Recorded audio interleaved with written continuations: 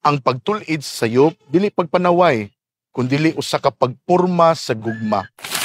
Mayong adlaw mga hinigugma kong kaigsuonan dihas ni Kristo.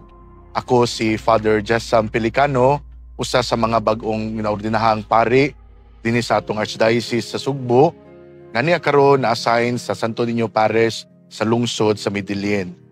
Ug magdungan kita niining palandong, ang pamalandong sa pulong sa Dios. Pila man kanato ang mukuriher kung aduna kitay igsuon o higala nga nakabuhat og sayop. Tingali pipilara.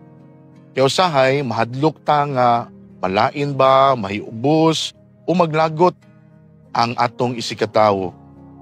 Una sa panahon karon, ang fraternal correction dili na kasagaran nga buhaton. Ang resulta, daghan ang maluya sa pagtuo ug malayo sa Ginoo. Pagkarong adlaw gipahinumduman kita sa ebanghelyo. If your brother sins, rebuke him, and if he repents, forgive him. Klaro kaayo nga kita magtinabangay sa kaluwasan sa usag-usa. We are our brothers and sisters keeper. Ang pagtul-id sa sayop dili pagpanaway, kundili usa ka pagporma sa gugma. Ang tinuod nga gugma dili lang mo-tolerate kundili mutabang sa nga magbag-o ang usa ka tawo. Apan kinahanglan nga buhaton kini uban sa kalumo, pagampo ug pagpasaylo, dili uban sa paghusga. Si San Leon Magno nga atong gisaulog karon usa ka dakong ehemplo niini isip Santo Papa. Wala siya mahadlok musulti sa kamatuoran bisan sa kasamok sa simbahan ug sa kalibutan.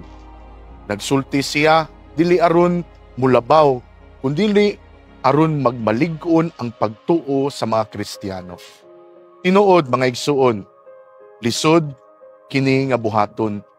Mao nga kinahanglan nato ang pagtuo og grasya sa Ginoo aron makab-ot ang kaisog ug kaalam sa pagtul-id sa uban ug usab sa pagdawat sa koreksyon gikan sa uban.